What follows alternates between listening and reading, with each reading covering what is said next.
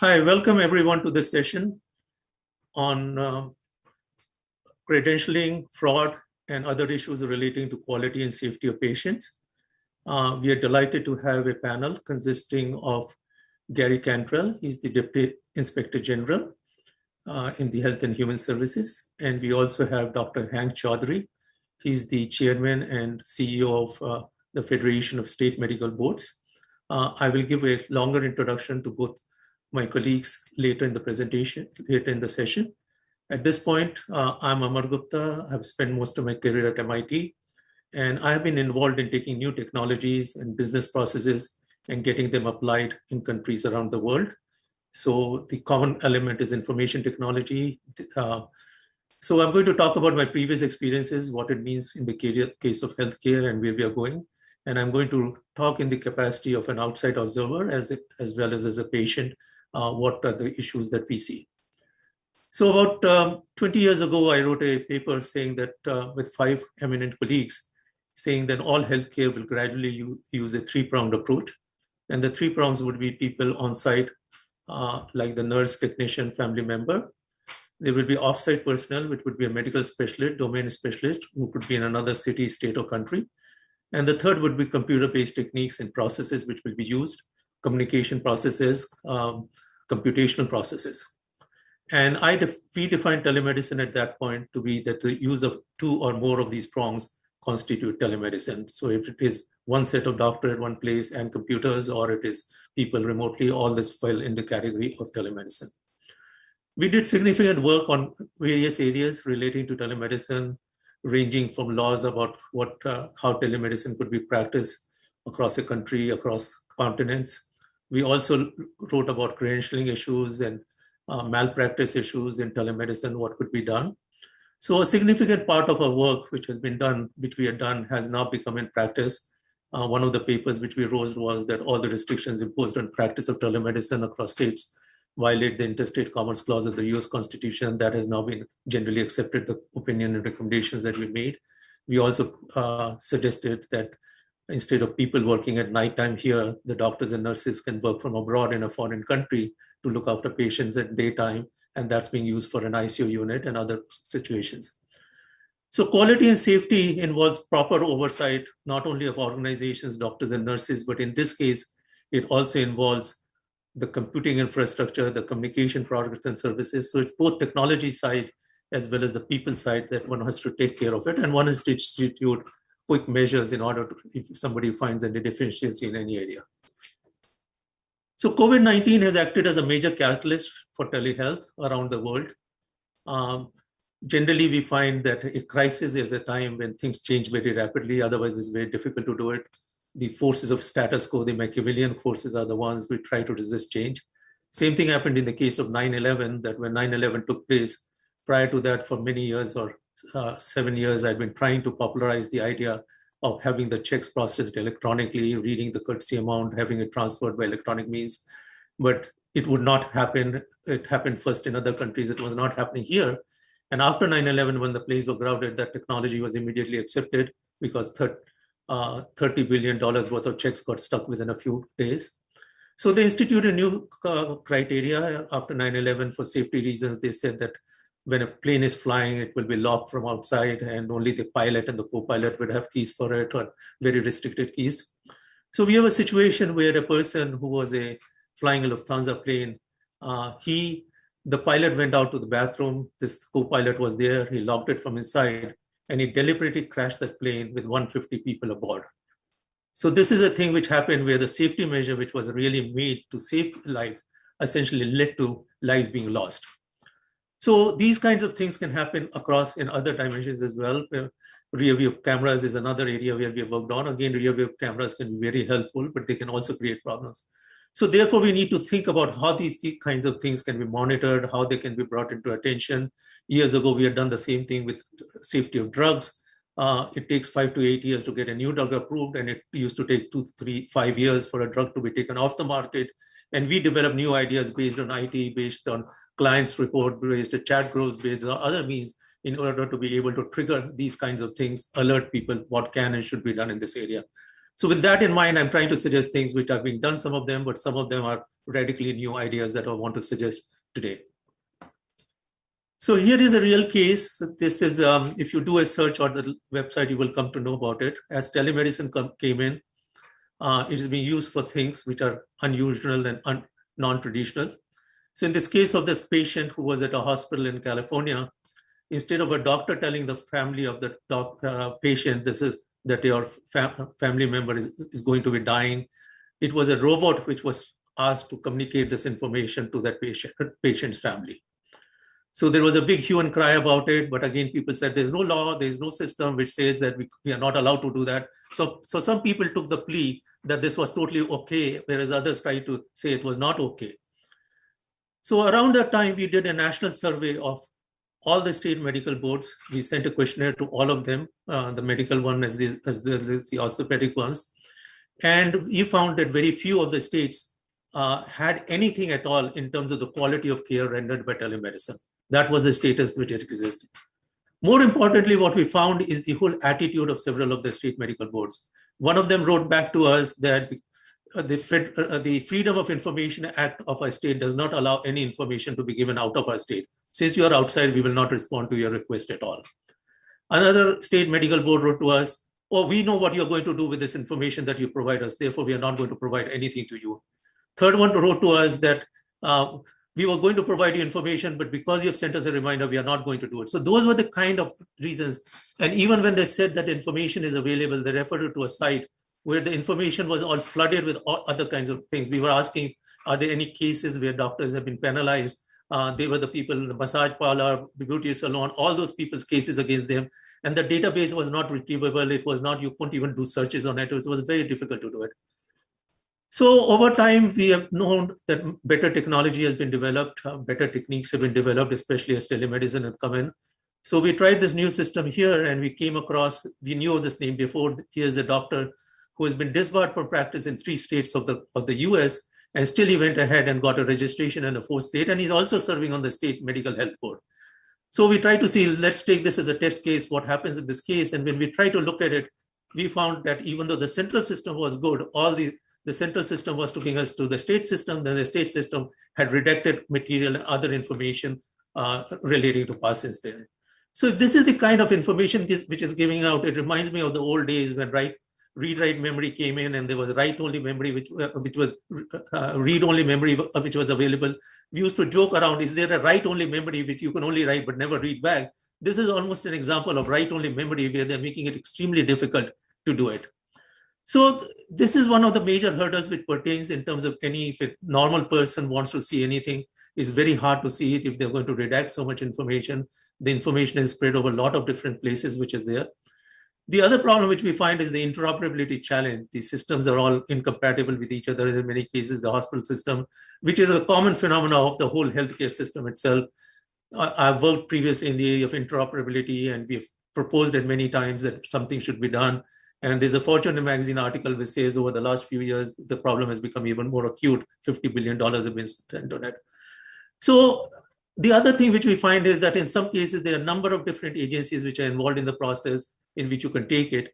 And the fact that a number of agencies is not really a sign of strength, because I can tell you one example where a major empire, the police were corrupt. They started a 2nd level of police, which was corrupt. Then they started a 3rd level and they started a 4th level.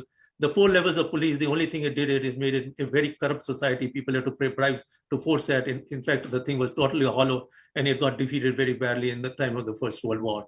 So again, we need to think of how these things can be centralized, how a consumer can go to some place and receive some attention to the kinds of complaints that the consumer has. The other issue I want to raise up is that a lot of the laws start at a local level, they start at a village level, then they go up the hierarchy. So in the US, for example, custody of children was bound by state laws. And earlier it was okay when the father and mother were in the same state. But when the father was in one state, the mother was in another state, the judges in the 2 states would give the child custody to the respective parents. And a new profession developed of people who used to kidnap the child from one parent and give it to the next other parent. And then the federal government intervened, and now this thing is still being played out at the international level. So here again, we have a situation where all these state laws are there in many cases, now we need to think not only in terms of country level, but we also need to think of continental level and world level. And in fact, I find the European countries to be ahead in some of this thinking on what can and should be done in these areas. Now, let me give you some specific example. This is an example of a lady who flew to California because her husband was getting a job. In the hotel, she fell backwards. She fractured both her wrists at the same time. And she was taken by the city ambulance to a hospital. The hospital admitted the patient, and after admitting the patient, said that we only take care of patients who are our own patients. We do not take care of patients who are not our patients, even in emergencies. That's what was openly told. And the persons there explained the system to us, why this thing had come along. They said earlier, the hospital felt it wasn't earning enough profits. They wanted to reduce, not pay to doctors who were coming at night. And the doctors did not like it. And the compromise which was arrived is that they will only look after patients of their own hospital, not for other people. So they spent the next several hours trying to do it, send the patient to another hospital. Nobody other hospital would accept that patient. And finally, the attending doctor said that I'm not willing to let this patient go because this person needs surgery, and insisted that the specialist come. The specialist came very angry why he has been bothered at night and said, I'm not an orthopedic surgeon, which was false because he actually was an orthopedic surgeon. Finally, the patient was made to go back to Boston to get the emergency surgery there. And by the way, this thing happened to my own wife. So I wanted to let you know this is what happened in our case. And the emergency surgery was done many days later. So after that, people encouraged me to file the complaint against this person. And several agencies said that they will take very serious action. This is a very serious offense. Everyone said the right things, but immediately when it was sent there, it was tossed around between different people, both at the state, the regulatory agencies, as well as the Board of Registration.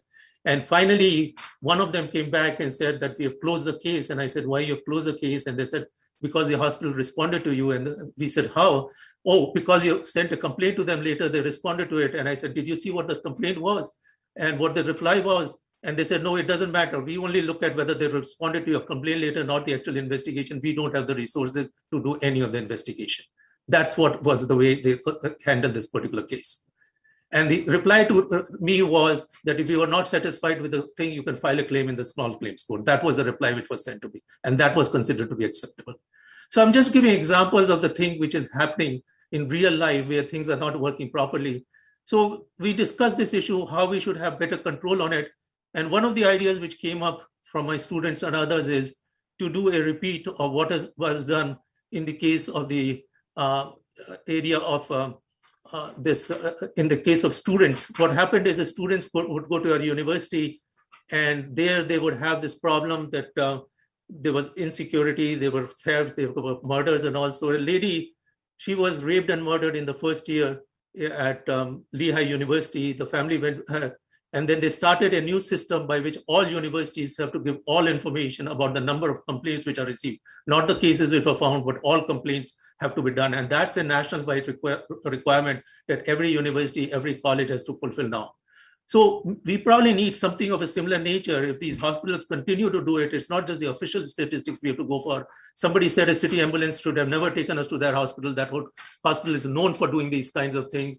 But a person coming from outside, just as we are told, this is an unsafe area of the city, there should be no thing. So my students have proposed that doing it on the same basis, we should have a way of doing it, which will take care of cases like Larry Nassar and others much before it got attention through other means. And they've written papers on it. And this requires the idea of patient-reported outcomes, that patient-reported outcomes, we can tag whether this patient really was treated by this person or by this equipment or anything of that nature, and they record that information and make it available. And everybody will have complaints. It's like me in the university environment.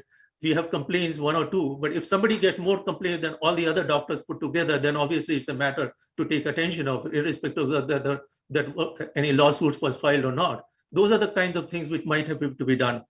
The other area which is there is that instead of having the patient having to file things with multiple agencies, each trying to shirk responsibility in some form or another, it would be better to have a unified mechanism to deal with it, a unified mechanism which deals with all these aspects, ranging from people to equipment and others, as a clearinghouse for it, to make sure that somebody acts up and takes attention to it.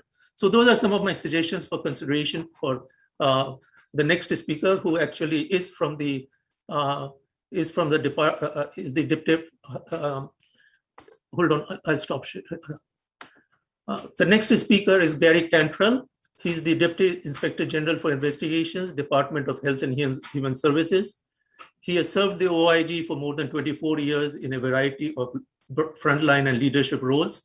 Over the last 5 years, Mr. Cantrell's leadership of OIG's investigative efforts resulted in nearly 4,000 criminal actions and 3,000 civil actions and over $19 billion in fines, penalties, and restitutions.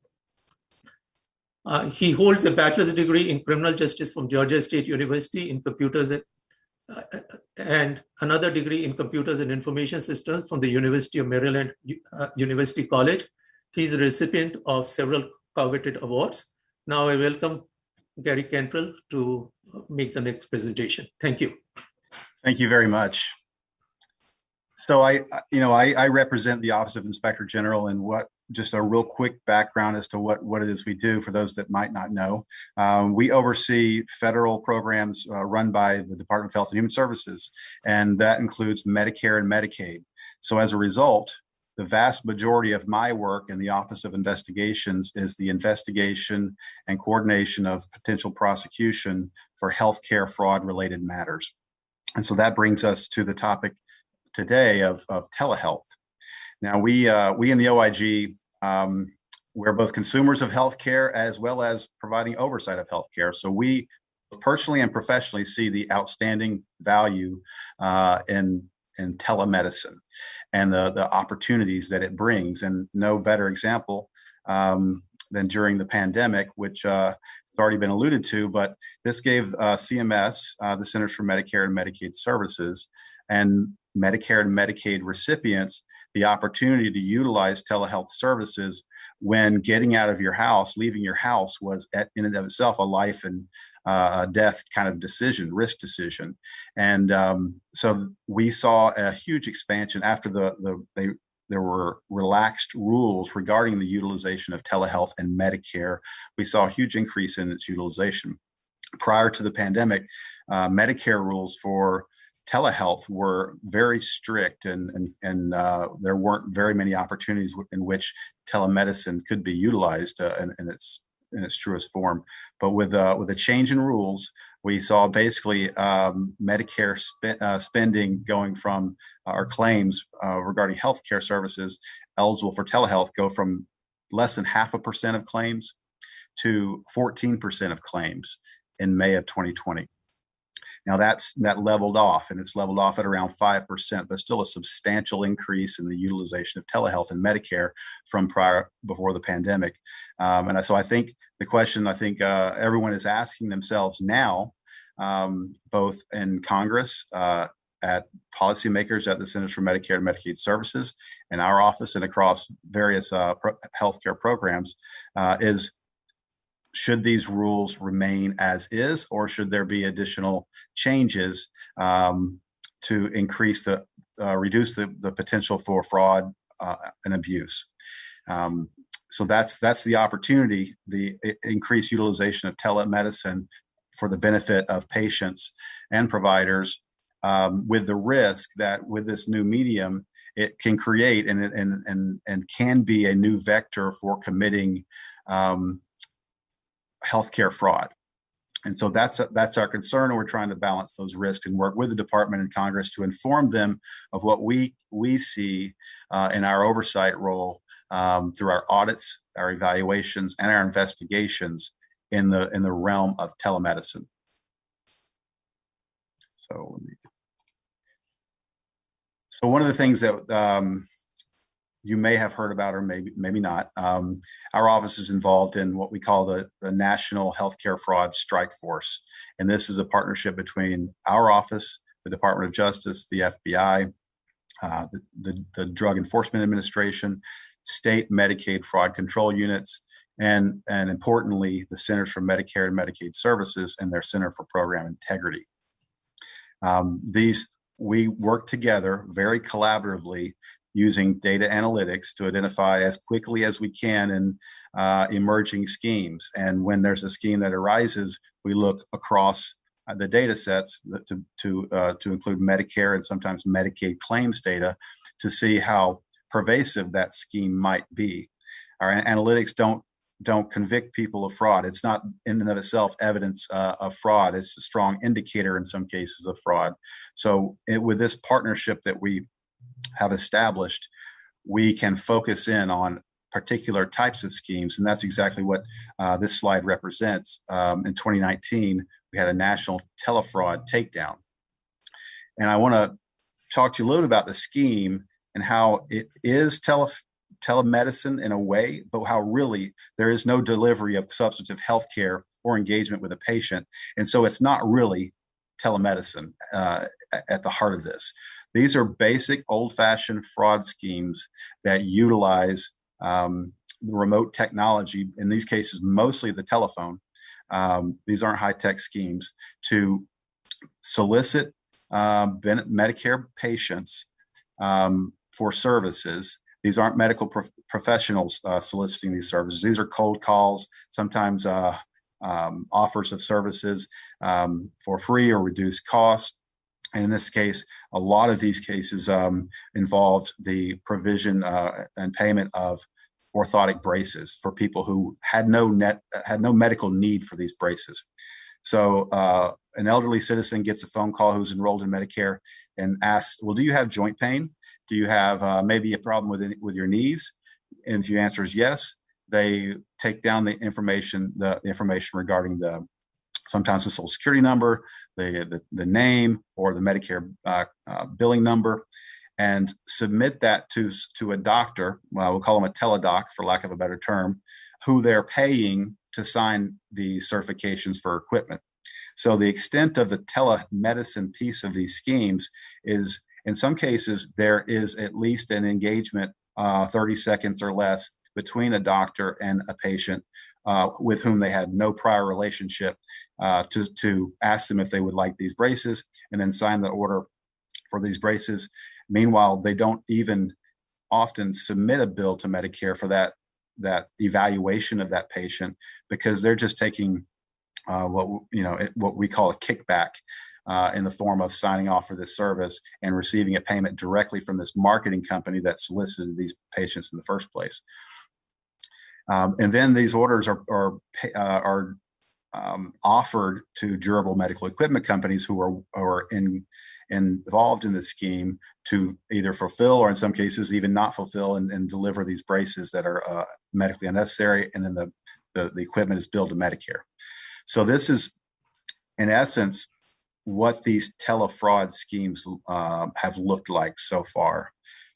They are the payment, the solicitation of patients who's for equipment that's medically unnecessary in most cases, an engagement with a physician or not in some cases that is minimal, non-substantive, with a person that they have no prior relationship to certify the need for this equipment, and then another company billing Medicare for a piece of equipment that they ship out to this patient.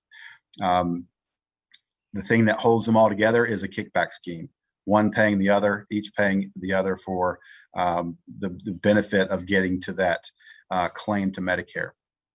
So this is, it's almost a misnomer to call this telemedicine fraud, and that's why we don't call it that in this slide. We call it telefraud. But these schemes are national.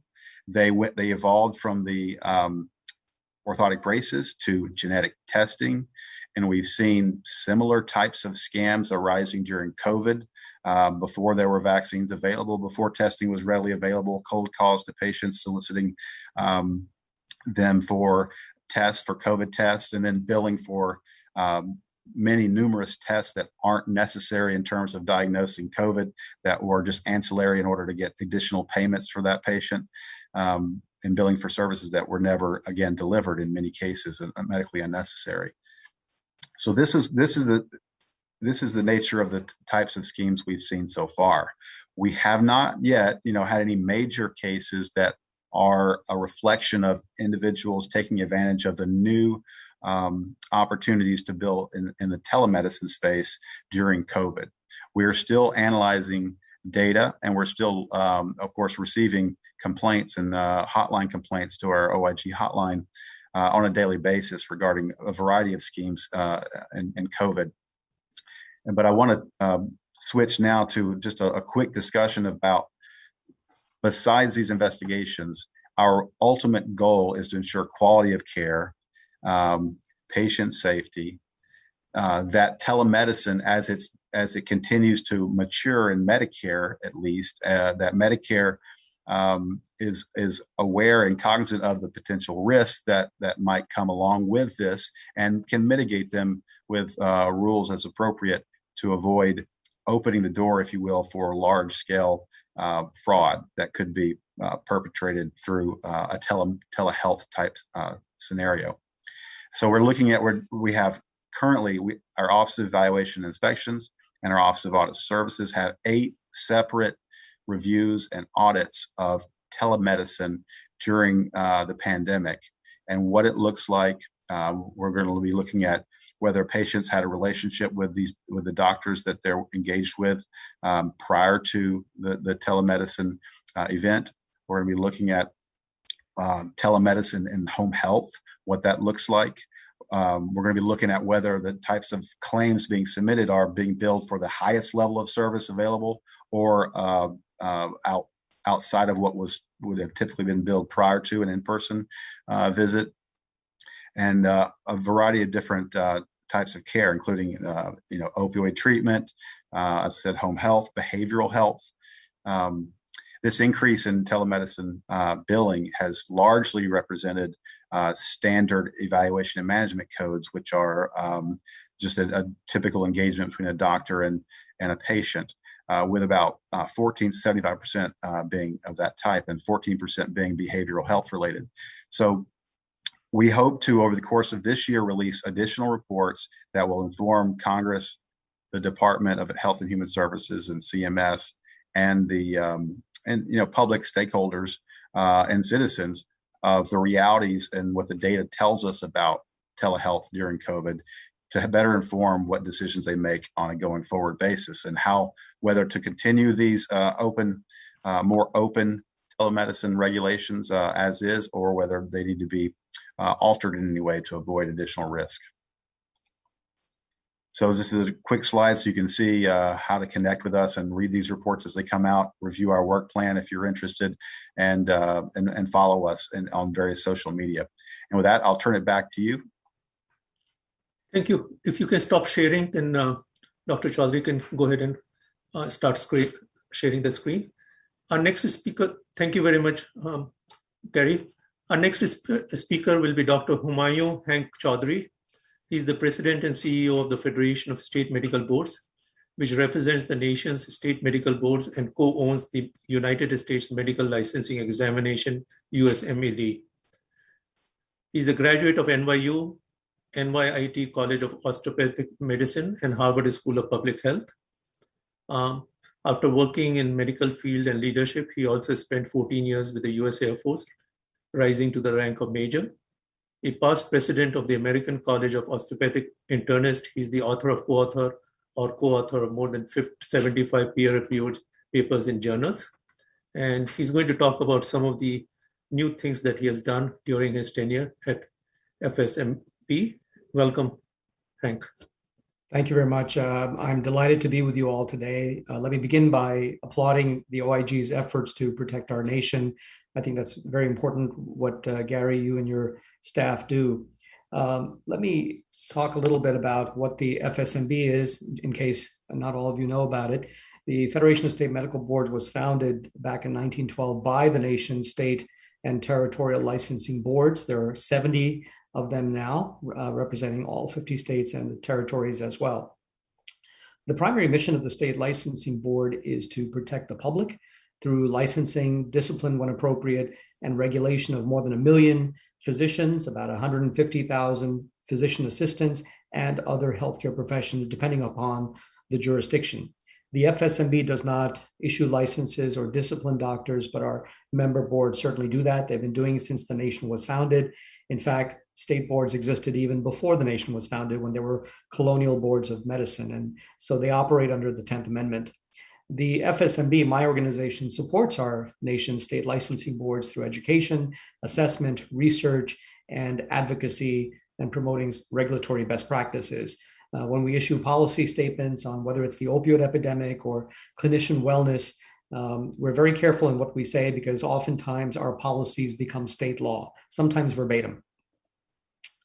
So as you heard both Amar and Gary talk about and allude to, the pandemic certainly was a watershed moment for telehealth and telemedicine in the United States. If you look at this graph, and I'd like to credit my colleague, Dr. Michael Barnett at Harvard School of Public Health for putting this together for me. The use of telemedicine prior to the pandemic was de minimis. It was less than 1% of all healthcare encounters. This all began to change, obviously, after the WHO declared the pandemic and President Trump declared a national emergency. And then many states and territories, in fact, nearly all of them, also declared a public health emergency. That allowed for not only the practice of medicine across state lines, in person and through telemedicine, but also, as you know, CMS to modify some of their payment requirements. HIPAA requirements were relaxed to enable the practice of medicine to occur. And you can see how it was quite timely because the number of in-person visits precipitously went down and the number of telemedicine visits precipitously went up, representing almost 30 weekly visits per 1,000 members. In some graphs I've seen, by the way, there's a 2-month period where there are actually more telemedicine visits in at least 34 health systems than in-person visits. But as you see, after that critical period when the Northeast was the epicenter of the pandemic globally, things have stabilized a bit. Telemedicine isn't being utilized to the extent that we saw during that peak, but it certainly is at higher levels than it was before the pandemic. And like OIG and HHS, we recognize the value of telemedicine. We recognize the role that it plays in continuity. We just want to make sure it's done in a way that is safe and effective and does not lead to fraud and abuse.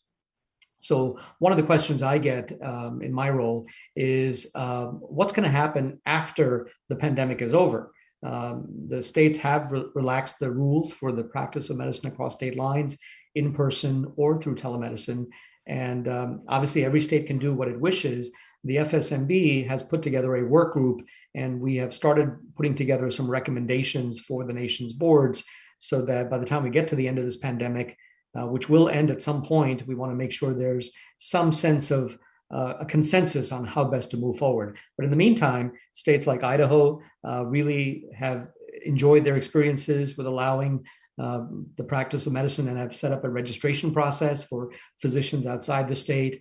Other states like Florida have said that, they're, at least recently, until recently, they said that they're going to go back to the way things were. If you want to practice medicine or telemedicine in Florida, you're going to have to get a license to practice there. So one of the things that exists that predates the pandemic is the Interstate Medical Licensure Compact. I have no way of assessing whether the people watching this broadcast are familiar with this situation, but this started back in 2017, April of 2017 to be specific. We now have 33 states, the District of Columbia and Guam have enacted model legislation to put this into practice. And those are the states indicated in dark blue. The light blue states are the 6 states that in 2021 introduced legislation to adopt the compact. And so what the compact does is the state boards have agreed that if a physician, a licensed physician, meets 9 criteria, these states in dark blue have agreed to issue licenses to practice medicine, either full medicine or telemedicine, instantly. So what that means is if you meet the 9 criteria as a physician, you simply check off which state you want to practice medicine in, and by law, those states are obligated to instantly issue that license. Now, you still have to pay the fees, and we hope that through economies of scale, those fees can be relaxed and reduced, but that's not something the FSMB is in charge of. This is run entirely by the state licensing boards. And so this is a means by which certainly the physicians who want to practice in telemedicine or simply practice across state lines can certainly do so. I'm not going to go through all of the specific requirements. There are 9 requirements for the Interstate Medical Licensure Compact. I will say that according to FSMB's data, 80% of the nation's physicians should be able to meet these criteria. If you look at the very bottom, pretty straightforward. No criminal history, no disciplinary action, never had a controlled substance license or permit suspended or revoked by DEA, and not under active investigation, along with others, some sensible requirements that are in place. Now, what happens if you're a physician who doesn't meet these 9 requirements? Well, there's nothing to stop you from getting 50 licenses, except you'd have to do it one state at a time. So we see the medical compact as sort of a TSA pre-check by which interested physicians who are participating in this can actually get multiple licenses. The Federation of State Medical Boards gets a lot of data from a number of sources. So we have a physician data center that houses that data. We get data from the state licensing boards, of course, the licensing exam that you heard Amar mention, specialty board certification data, PA data, DEA data. We have a very good working relationship with HHS, CMS, DEA, as well as with many other branches of government, including the VA. And so we rely on the Medicare and Medicaid exclusion data, which is also very helpful in making sure the state boards are aware when federal action is taken against a physician. Anytime there's a complaint against a physician, if the complaint warrants a criminal investigation as well, the state boards work hand in hand with law enforcement authorities, and law enforcement authorities will often take over the case if a crime is potentially alleged. This brings me to my last couple of slides. One of the things we did, because we have such a good database and we've had it for about 20 years, the state boards upload their data, both for licensure and discipline, almost on a daily basis. In some cases, we got a grant from HRSA during this pandemic to put together something called Provider Bridge. And the goals are to establish communication pathways in a national emergency to make sure that hospitals, employers, health systems, and licensing boards have verifiable, accurate information, not only about doctors, but also about nurses, PAs, and other health practitioners. So we've developed a new technology platform at the FSMB as part of this grant. We've expanded the technology platform to include other health professionals, not just doctors, and we're currently providing outreach and education. The idea is that this site, which would be housed at HHS, would be available in any national emergency to allow the flow of physicians and other health providers across states to help when there's a need. Finally, fraud prevention efforts. This is my last slide. As you heard Mr. Cantrell mention, there have been several high-profile fraud cases involving telemedicine technology that's emerged during the pandemic. When you see such an uptick in telemedicine usage, it was almost inevitable that there would be these types of cases. Defendants in these cases have included licensed medical professionals, and they have had not only the licenses revoked, but in many cases been imprisoned as a result of their actions and or fined. The CMS's Center for Program Integrity is accountable for the prevention and detection of fraud, waste, abuse, and errors in the Medicare and Medicaid programs. They draw on data from several sources, including from the FSMB. The FSMB provides licensure and disciplinary data for physicians and PAs that is used in the CPI's APS tool to be able to do that. I'll just give you a couple of examples. Clearly, HHS and CMS are cracking down on providers who bill for telemedicine services that do not occur, certainly. And there have been 2 high-profile cases. In September of last year, 395 defendants were charged across 51 federal jurisdictions for fraudulent claims. 100 of them were healthcare professionals.